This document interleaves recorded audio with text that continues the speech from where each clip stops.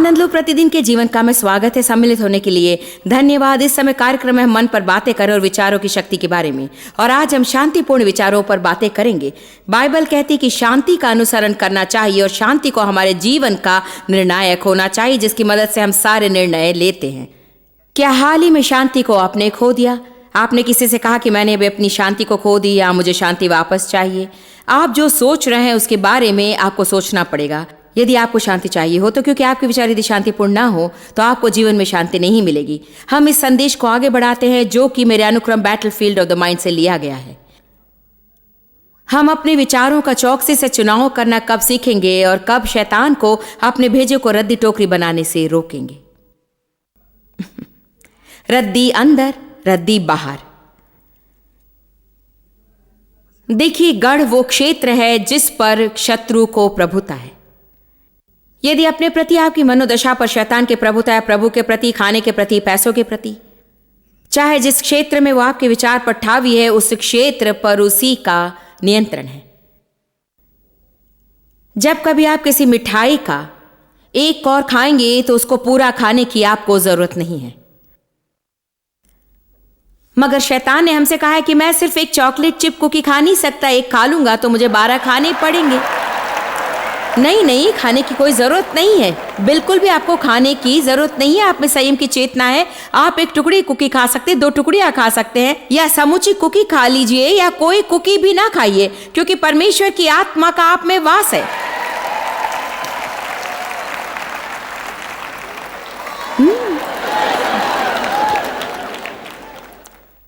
मगर शैतान कहता है धूम्रपान तुम कभी छोड़ नहीं सकते, ड्रग्स कभी छोड़ नहीं सकते, इस समस्या से कभी छूट नहीं सकते, इस लत से कभी पिंड नहीं छूटेगा, चीनी तुम कभी छोड़ोगे नहीं, वजन कभी कम नहीं कर सकते, कभी स्वस्थ नहीं हो सकते, सेहतमंद कभी नहीं होगे, पैसा कभी नहीं होगा तुम्हारे पास, कोई भी आपकी मदद नहीं कर सकता यदि आप अपना मुंह खोलकर उससे यह न कहने लगे कि शैतान तू झूठा है, तू मुझसे और नहीं चुरा सकेगा।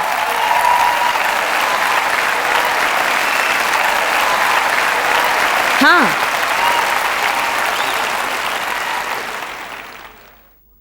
लहू से खरीदी विरासत है आपके पास। आप संगी वारिस हैं यीशु मसीह के। आप परमेश्वर के संतान हैं। आप सिर हैं, पूंछ नहीं, ऊपर हैं, नीचे नहीं। प्रभु के पास आपके जीवन की अच्छी योजना है और अब आप चाहे जहां भी हो वहीं आपको रहना नहीं पड़ेगा। आप अवश्य प्रगति करेंगे।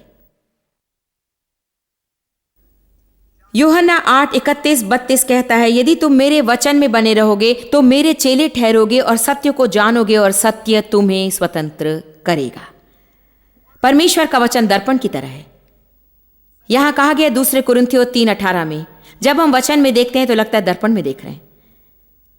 यदि आप कल्पना कर सकते हैं कि यहां पर मेरे पास एक बड़ा सा दर्पण होता, चलिए मान लेते हैं कि बाइबल एक दर्पण है।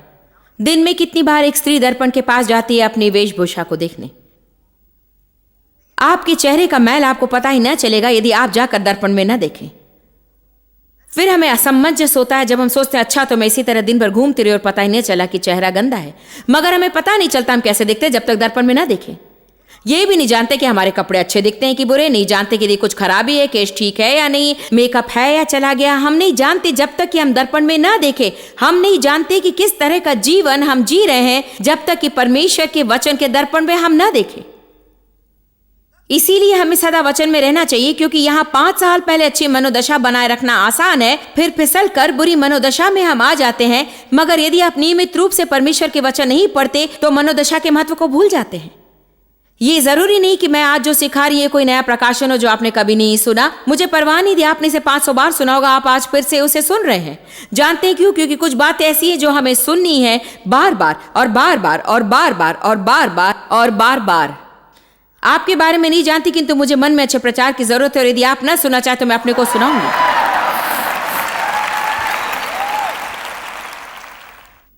मुझे इसमें देखकर पता लगता है कि मैं यीशु के लहू के माध्यम से परमेश्वर से सही कर दी गई। मुझे इसमें देखकर पता चलता है कि मुझे दंडाज्ञा में जीने की जरूरत नहीं, क्योंकि मेरे सारे पाप क्षम्य है पश्चाताप और स्वीकृति के माध्यम से।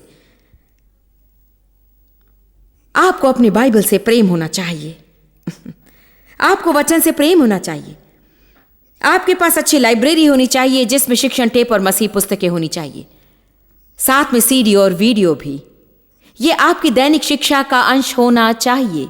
किसी भी रीति से या रूप से आपको अपने को परमेश्वर का वचन खिलाना चाहिए, जैसे कि आप अपने को भोजन खिलाते हैं। यदि हम उतने ही कष्ट उठाएं और पैसे खर्च करें जितना हम हैमबर्गर या हॉट डॉग के लिए करते हैं, तो हमारी हालत अवश्य ही सुधर जाएगी।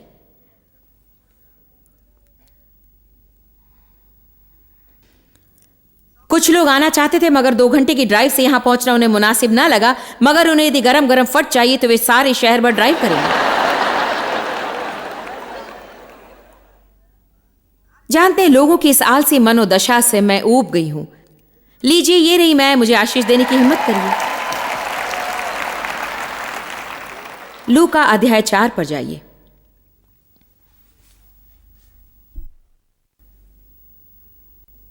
आपको परमेश्वर के वचन की भूख होनी चाहिए, समूचे परमेश्वर को पाने की भूख। गुनगुने ना होइए और न आत्मिकता में तुष्ट होइए कि बस आगे और परमेश्वर नहीं चाहिए।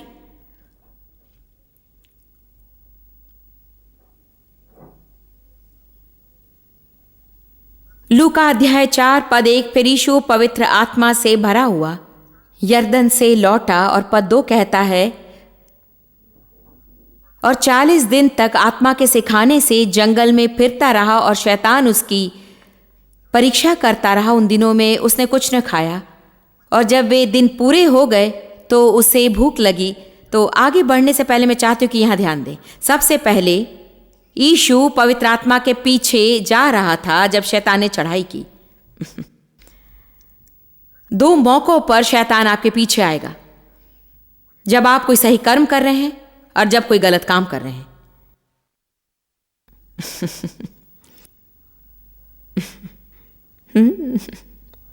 कभी कभी पता लगाना कठिन है कि ये कौन सा है। सो मैं ये कहना शुरू करती हूँ, प्रभु यदि मुझसे गलत काम हो रहा है, यदि मैंने द्वार खोल दिया है तो मुझे बता दे। मगर बहुत दिन पहले मैंने सोचना छोड़ दिया। जब कभी मेरे सामने कोई समस्या आई, उसका अर्थ था कि मेरा विश्वास पर्याप्त नहीं था या मैंने शैतान के लिए द्वार खोल दिया। शैतान धर्मी पर चढ़ाई करता है। बाइबल कहती है कि धर्मी जन उत्पीड़ित होंगे। यीशु पवित्र आत्मा के पीछे जा रहा था और शैतान ने चढ़ाई कर दी। विशेष ध्यान इस पर दीजिए कि यीशु के कमजोर हो जाने तक शैतान ने इंतजार किया, उसके बाद ही चढ़ाई की। कम ऑन चर्च, यदि आपने आज मेरा टीवी कार्यक्रम नहीं देखा, देखना चाहिए था, क्योंकि मेरी बातों का विषय था मसीह के जीवन में संतुलन होना और पर्याप्त विश्राम मिलना बहुत ही महत्वपूर्ण है। आपके स्वास्थ्य के लिए यह महत्वपूर्ण है, और भी महत्वपूर्ण इसलिए है कि यदि आपका मन और आपका शरीर और आपकी भावनाएं कमजोर हो जाएं, तो आप शैतान के झूठ का सामना करने में बिल्कुल भी समर्थ नहीं होंगे। मेरी बात मानिए, आज लोग जितने दबाव में जीते हैं वो प्रेतों द्वारा उभाड़ा हुआ है। हम में से कोई भी ऐसी स्थिति में ना हो जहां कोई हमें ढूंढ ले हफ्ते में 7 दिन, दिन में 24 घंटे। हमें ऐसी स्थिति में तो होना नहीं चाहिए जहां कि हम अगर किसी काम के लिए निकलें और जल्दी में अपना सेल फोन भूल जाएं और उसी कारण आतंक में आ जाएं। या जब 3 बजे उठें बाथरूम जाने के लिए तो अपना ईमेल चेक करें।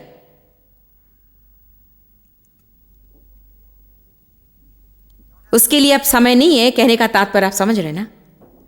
हमें लोगों को सिखाना है कि वे अपनी देखभाल कैसे करें। और देखिए, आपको अपनी देखभाल करनी चाहिए। शरीर घर है जहां आप रहते हैं, और यदि आप उसे नष्ट कर दें तो आपको जाना पड़ेगा।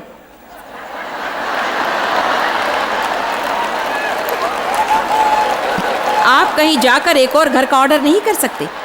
आप इस पर निशाना रखिए, और इसे अगर आप नष्ट कर दें तो आप खत्म।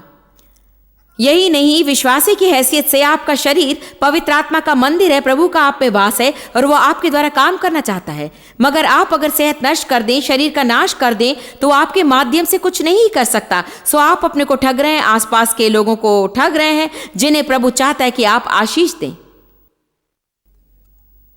मैं एक निष्कर्ष पर पहुंची हूं कि एक संबंध है, शायद हर किसी के लिए नहीं, मगर मेरे ख्याल से बहुत से लोग अपनी अच्छी देखभाल नहीं करते क्योंकि अपने प्रति उनकी मनोदशा बुरी है और वे सोचते हैं कि वे इस योग्य नहीं कि ठीक तरह अपनी देखभाल करने के लिए जो करना चाहिए उसे वे करें। आप में से कुछ सोचते हैं कि आप में इतनी योग्यता है कि काम करते रहे, काम काम काम काम सदा, क्योंकि आप ऐसे वातावरण में बड़े हुए कि लोग आपसे तभी खुश होते हैं जब आप काम करते हैं और फल लाते हैं। और शैतान आपको मना चुका है कि जीवन का आनंद लेना विलास है और वो पाप है। आपको यूहन्ना 10:10 पढ़ना चाहिए क्योंकि यीशु ने कहा, मैं आया कि तुम जीवन पाओ और आनंद लो और उसे बहुतायत से पाओ जब तक कि वो उमड़ ना पड़े। सो जानते हैं क्या, आज मैं काम कर रही हूं मगर आनंद भी ले रही हूं।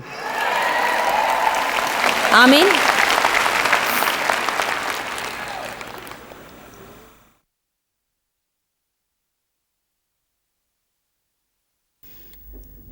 यीशु पवित्र आत्मा के पीछे जा रहा था और शैतान ने चढ़ाई कर दी।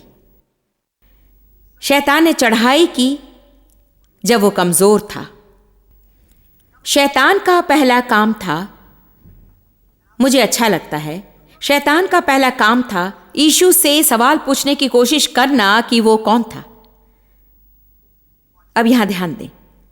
और शैतान ने उससे कहा, पद 3, यदि तू परमेश्वर का पुत्र है। शैतान ने कभी आपसे कहा, यदि तुम्हारा उद्धार हुआ है तो तुम्हारा बर्ताव ऐसा क्यों है? और यदि परमेश्वर को तुमसे प्रेम है तो तुम्हारी ये समस्याएं क्यों हैं? ठीक है, जानते वो क्या कर रहा है? आपकी पहचान पर चढ़ाई कर रहा है और आप यीशु में कौन है उस पर चढ़ाई कर रहा है, क्योंकि वो जानता है यदि वो आपका विश्वास चुरा सकता है, आपका जीवन उसे मिल गया। आपको जानना चाहिए आप परमेश्वर की संतान हैं और यीशु के लहू के माध्यम से आप प्रभु से सही कर लिए गए हैं। आपको जानना चाहिए कि आप अभिषिक्त हैं और आपको ये कहने को प्रस्तुत रहना चाहिए जब कभी शैतान आपके विचारों पर चढ़ाई करे। उसने न केवल उसकी पहचान पर चढ़ाई की मगर परमेश्वर की प्रेरणा रहित क्रिया पर उसे उभारने की कोशिश भी की। और देखिए क्या हम इसे निपट सकते हैं, इसे देखिए। और शैतान ने उससे कहा, यदि तू परमेश्वर का पुत्र है तो इस पत्थर से कह कि रोटी बन जाए। जानते हैं हमारे जीवन में कितनी बार लालच आता है कि उसमें उलझ जाएं, जिसे बाइबल कहती है शरीर के काम। मैं जानता हूं क्या करना है। मैं जानता हूं और मैं आपको एक आध चीज बताऊंगा। मैं जानता हूं, मैं जॉयस मेयर की इन पुस्तकों में लकीर लगा दूंगी और इन्हें घर ले जाकर उस पन्ने को खोलकर रख दूंगी जिसकी मेरे पति को जरूरत है, बिस्तर के पास।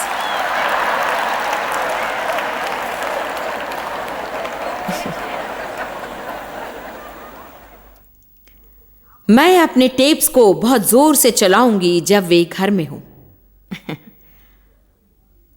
और देखिए हम इन छोटे छोटे तरीकों को जानते हैं समस्याओं से पिंड छुड़ाने। हाँ, मैं जानता हूं क्या करना। जानते हैं हम क्या करते हैं, हम अपने को थका देते हैं इन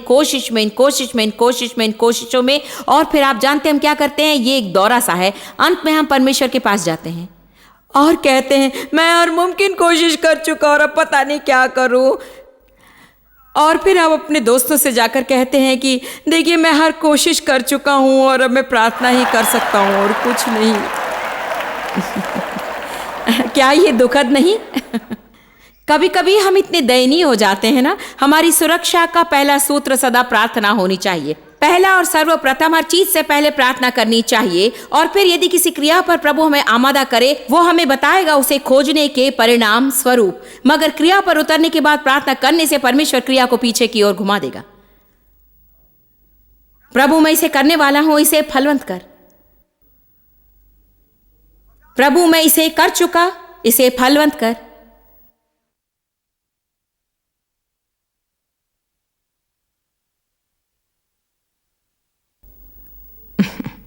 ध्यान दीजिए, पद 3 में शैतान ने यीशु से कहा। उसके मन में उसने विचार डाले। शैतान इसी तरह हमसे बात करता है, वो हमारे मन में विचार डाल देता है। मगर पद 4 उत्तम है। यीशु ने उत्तर दिया, लिखा है।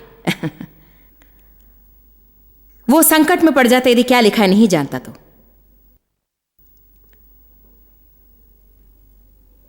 फिर शैतान ने उसे ले जाकर पहाड़ के सारे राज्य बताए और कहा, मैं ये सब अधिकार और विभय तुझे दूंगा यदि तू मुझे झुककर प्रणाम करे। सिर्फ एक बार एक चीज, और जिससे शैतान हमारे मन से सदा खेला करता है कि ये सब सारा पाप हमारा हो जाएगा, बस यदि एक छोटा सा समझौता हम अपने जीवन में कर लें। हर कोई करता है, आप जानते ही हैं, अर्थात मैं जानती हूं, शायद ये 100% ईमानदारी नहीं और बॉस चाहता है कि मैं इसे करूं, मगर हर कोई करता है। ये कोई बड़ा सौदा नहीं, और शैतान आपसे कहता है कि यदि तुम ये छोटा सा काम कर दो तुम्हें वो पदोन्नति मिल जाएगी और फिर तुम चर्च को ज्यादा पैसे दे सकते हो। क्या शैतान ऐसा कुछ आपसे नहीं बोलेगा और आपसे समझौता करने को नहीं कहेगा ताकि आपके पास ज्यादा पैसे हो? परमेश्वर को देने को वो अवश्य कहेगा।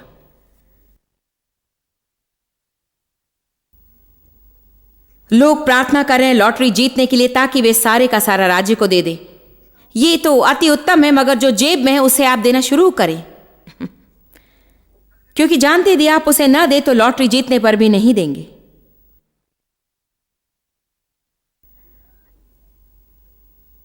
कितना अद्भुत होगा यदि सारे लॉटरी टिकट खरीदने वाले और सारे जुए की नाव में जाने वाले, देखिए कितना अद्भुत होगा यदि वे लोग वही पैसे लेकर राज्य के काम में लगा दें।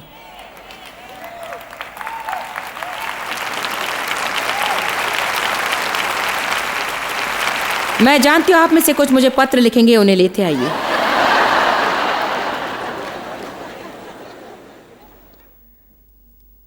खैर, इस प्रवचन को आगे बढ़ाने का मेरे पास समय नहीं।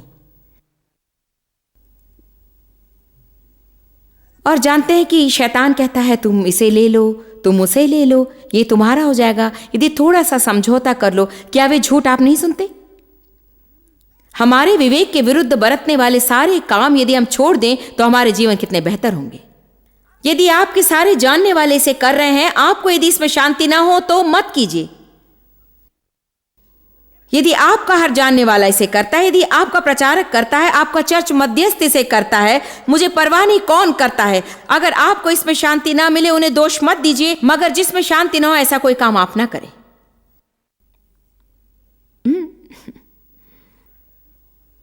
मैं जानती हूं कि आप जरा खुश हैं, शायद ठीक है आपने फैसला नहीं किया। आमीन। ओह, जानती हूं आपको सोचना है।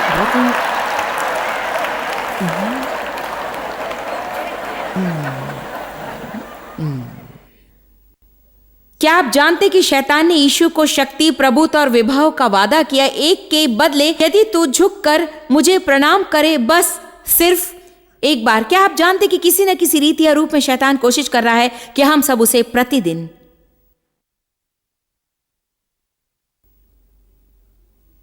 प्रणाम करें। और फिर यदि आप सारा पढ़ डालें, शैतान की दूसरी कोशिश है यीशु की पहचान पर चढ़ाई की। यदि तू परमेश्वर का पुत्र है तो अपने आप को नीचे गिरा दे। और हर बार जब भी शैतान ने यीशु से कुछ कहा तो यीशु ने उत्तर दिया, ये लिखा है, ये लिखा है, लिखा है। एक बात जानते हैं, आप शैतान को मुंह तोड़ जवाब देने लगी, क्योंकि वो इस धरती पर जीवित है और अच्छा है। क्या आप समझ रहे हैं?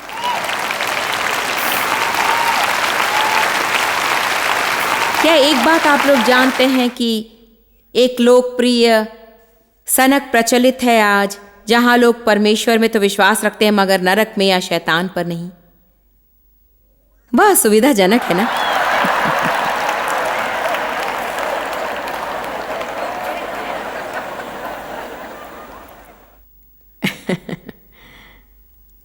मुझे नरक में विश्वास नहीं, मगर इससे वहां जाने से आपको रोका नहीं जाएगा।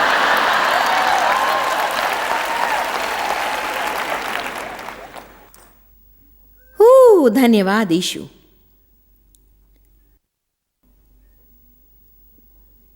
वो चाहता था कि यीशु गलत सोचे, सो उसने उसके मन में झूठ डालने की कोशिश की, जैसा कि वो हमसे करता है। जानते हैं कि इन पदों में मुझे एक चीज बहुत पसंद है कि शैतान के हर झूठ कहने के बाद तुरंत यीशु ने कहा, यह लिखा है। उसने 3 दिन तक अच्छी तरह सोचकर फिर शैतान को उत्तर देने का फैसला नहीं किया। शैतान ने यीशु से कहा, यीशु ने शैतान से कहा, शैतान ने यीशु से कहा, यीशु ने शैतान से कहा। पहला पत्रस 5:9 कहता है, हमें शुरू में ही उसका सामना करना है और ये मुझे बहुत ही अच्छा लगा। 10 साल पहले मुझे इसका ज्ञान हुआ था और ये महत्वपूर्ण है कि हम शैतान के झूठों के विरुद्ध बराबर आते रहते हैं।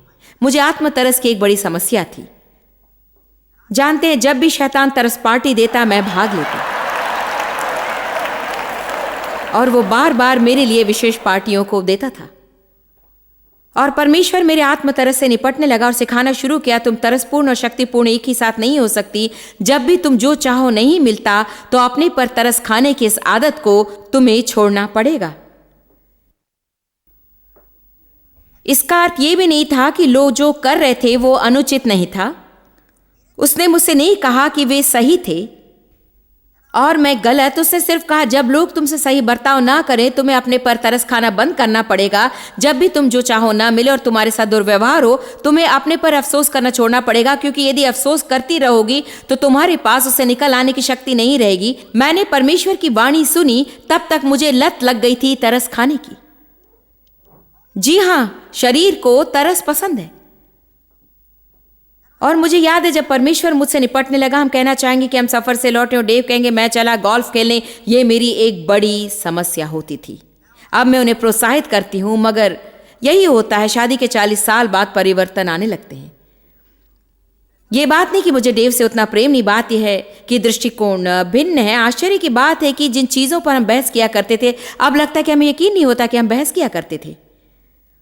मुझे यकीन नहीं आता मैं कितना बिगड़ती थी और दिन भर मुझे अपने पर तरस आता। सो बाहर आकर ये संगोष्ठियां करती, उसके बाद मैं घर लौटती और मैं एलियाह की तरह अनुभव करती थी जिसने सारे बाल नबियों को हरा दिया। फिर रेगिस्तान में रेंगता हुआ गया एक पेड़ के नीचे और मरना चाहा। मैं महान शिक्षिका होती गुरुवार को, शुक्रवार को और शनिवार को, और फिर रविवार दोपहर और सोमवार दिन भर घर बैठती, रोती और अपने पर अफसोस करती क्योंकि डेव गोल्फ खेलने चले गए। जब हम घर लौटे और मुझ पर ध्यान नहीं दिया। मेरा क्या होगा? मैंने हर सप्ताह बड़ी मेहनत की और किसी ने मेरे लिए कुछ नहीं किया और कोई मेरे अंदर जो कुछ भी है सब कुछ चूस लेता है और किसी को मेरी जरा भी परवाह नहीं, कोई परवाह नहीं करता। क्या ये परमेश्वर को हिलाता है? इससे वो नहीं हिलता। इससे परमेश्वर किंचित भी नहीं हिलता, मगर ये शैतान को अवश्य हिलाता है। इससे जीवन में एक द्वार पूरा खुलता है शैतान के लिए। और मैं बता रही हूं आपको, अपने जीवन के लिए आपको लड़ना है। आप शायद अपने लिए अफसोस करना चाहेंगे, मगर देखिए ये एक पैशाचिक भावना है, बिल्कुल भी ईश्वरीय भावना नहीं। और आपकी समस्या सुलझाने में ये आपकी मदद नहीं करेगा। अपनी मदद करने के लिए कुछ कीजिए। मेरी बात सुन रहे हैं? अपनी मदद करने के लिए कुछ कीजिए। क्रोध में बैठे रहना छोड़िए इसलिए कि कोई और मदद नहीं कर रहा। आप अपनी मदद के लिए कुछ कीजिए।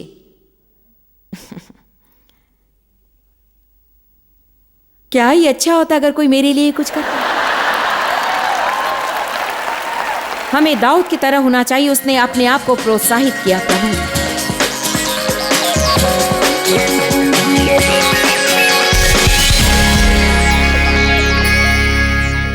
हमारे विचार अंतर लाते और ये मेरे लिए जीवन बदल देने वाला निकला जब मुझे इसका पता चला।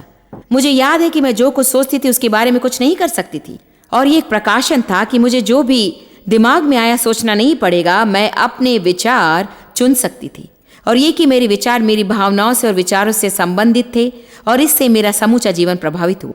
शायद ये आपको एक नया सत्य लगे और शायद आप इसे जानते भी होंगे, मगर आपको सिर्फ याद दिलाना था। इसे मैं दोबारा कहूंगी, विचार शक्तिशाली हैं। अपने मन को सीधा करने लगिए ताकि आपका जीवन भी सीधा हो जाए।